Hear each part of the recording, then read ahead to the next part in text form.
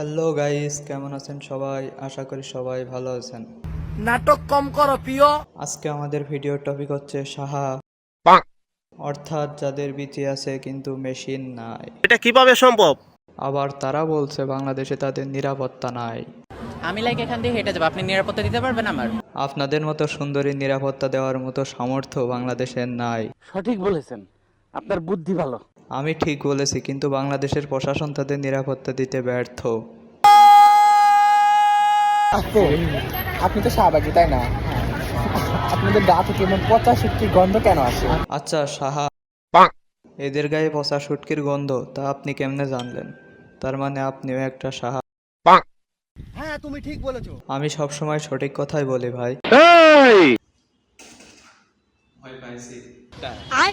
যখন তুমি রাস্তা দিয়ে হাঁটো তখন মানুষের রিয়াকশন কি থাকে? আচ্ছা, কে যাচ্ছে একটু দেখি।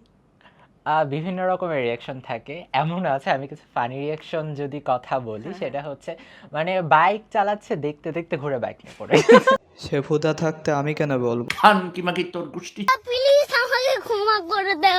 বড় বড় মডেল, কিউট কিউট নায়িকা।